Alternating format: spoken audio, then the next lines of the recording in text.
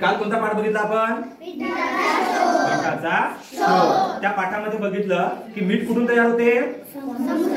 समुद्राच्या पाण्यापासून मीठ तयार करतात. त्याच्यासाठी काय तयार केलं जाते मग? समुद्राच्या काठावरती मातीचे मोठे मोठे कप्पे तयार करतात आणि त्याच्यामध्ये कोणतं पाणी साठवतात? समुद्राचं पाणी साठवतात. आणि मग समुद्राच्या पाण्याची कशामुळे वाफ होते? उन्हामुळे वाफ होते. आणि मग शेवटी काय शिल्लक राहतं? मीठ शिल्लक राहतं. मीठ हे काय आहे? क्षार आहे. काय आहे? क्षार आहे. आणि समुद्राचं जे पाणी असतं, समुद्राच्या पाण्यामध्ये खूप जास्त क्षार असल्यामुळे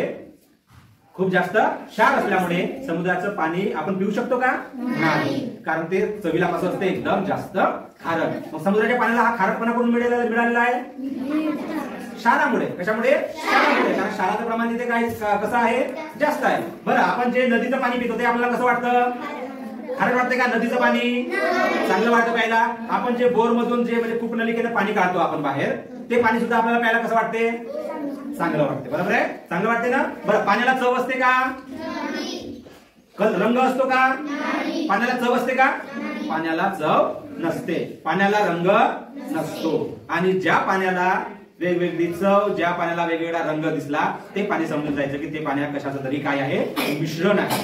काय आहे? मिश्रण आहे. शुद्ध स्वरूपातलं पाणी हे रंगहीन आणि गंधहीन असते. त्याला रंग असतो का?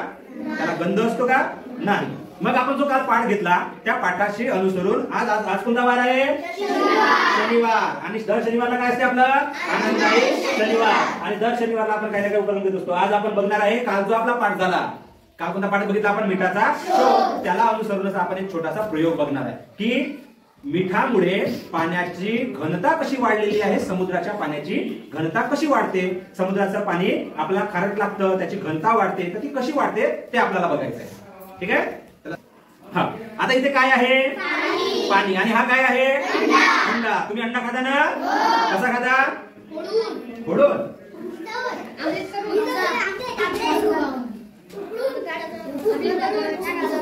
बरं, याच्या आधी इथे पाणी जास्त होतं, बरोबर आहे? मी पाणी कमी का बरं केलं? अंड टाकायचं आहे म्हणून. समजा मी अंड टाकलं असतं तर काय झालं असतं? पाणी. आता अंडा आहे बघा, याच्यामध्ये काय तुम्हाला फरक दिसतो ते बघा. ठीक आहे? पाणी वर आलं.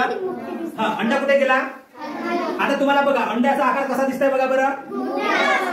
मोठा दिसत आहे. असं वाटतंय की अंड्याने पूर्ण ग्लास काय झालेला आहे?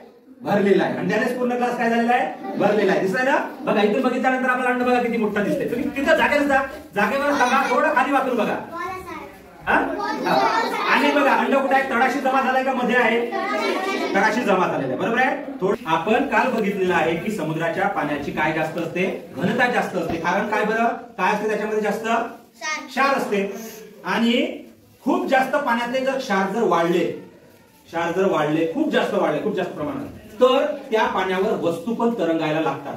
तसा एक मृत समुद्र आहे आपल्या पृथ्वी तलावावर. मृत समुद्र आहे, त्याच्यामध्ये कोणतीही वस्तू जर फेकली तर ती तरंगत राहते. का बरं तरंगत राहते? कारण त्याच्यामधलं क्षाराचं प्रमाण खूप जास्त आहे. त्याच्यामध्ये क्षाराचं प्रमाण कसं आहे? खूप जास्त आहे. त्याच्यामुळे त्या मृत समुद्रामध्ये वस्तू जर फेकली तर काय होतं? तरंगत राहते. आपण सुद्धा तिथं बुडत नाही. अशा पद्धतीचा तो समुद्र आहे. मग क्षारामुळे पाण्याची घनता वाढते. तो प्रयोग आपण बघणार आहे. आता हे काय आहे? मीठ. आपण काल बघितलं ते कोणत्या प्रकारचं मीठ आहे? सेंधव मीठ, दगडी मीठ. कोणतं आहे? सेंधव मीठ. हे कुठून मिळतं आपल्याला? टेकड्या. ज्याच्या खाणी आहे त्या टेकड्या बनलेल्या आहेत, त्याच्यापासून हे काय केलं जाते? त्या दगडापासून हे मीठ तयार केलं जाते. पाणी आहे. आता पाण्यामधलं आपण क्षार वाढवणार आहे. काय वाढवणार आहे? क्षार. आपण आधी बघितलं तर तेव्हा पाण्याच्या आतमध्ये पर्यंत, खालीपर्यंत काय बुडाला होता? अंडा. कुठपर्यंत गेला होता? तळाशी गेला होता. अंडा कुठे गेला होता? तळाशी. आता आपण काय टाकलं या पाण्यामध्ये? मीठ, म्हणजे क्षार टाकलं. आता काय करणार आहे आपण? हे मीठ पूर्ण या पाण्यामध्ये विरघळवणार आहे. बरं, पाण्यामध्ये मीठ विरघळते का? विरघळते. साखर विरघळते. लाकडाचा भुस्सा नाही विरघळत. बरं, पेन विरघळते? नाही विरघळत. आपण याच्या आधी प्रयोग बघितला होता ना, पाण्यात विरघळणारे आणि न विरघळणारे. बघा, आता पाण्यामध्ये विरघळत आहे का मीठ? विरघळत आहे ना? म्हणजे याचा अर्थ काय? पाण्यामधलं काय वाढत आहे? क्षार वाढत आहे. बरोबर आहे? तर काय तयार झालं आता? हे मिठाचं द्रावण तयार झालं. म्हणजे पाण्याचे काय वाढले? क्षार काय झाले? वाढले. पाण्याची क्षार वाढत आहे, वाढत आहे ना. हा आता बघा, हा रंग का बरं असा तयार झाला? त्याच्यामध्ये कोणतं मीठ टाकलं आपण? सेंधव मीठ टाकलं आपण. कोणतं मीठ टाकलं? सेंधव मीठ टाकलं. सेंधव मिठामुळे काय झालं? पाण्याला असा थोडासा लालसर रंग प्राप्त झाला. बरं, आता आपण आधीचं निरीक्षण काय होतं? पाण्यामध्ये काय बुडाला होता? हा, याच्या आधी काय झालं होतं बघा. आता तुम्हाला काय दिसत आहे?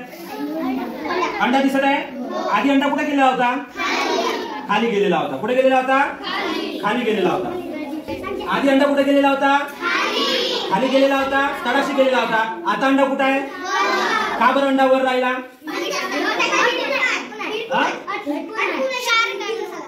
अडकून आहे.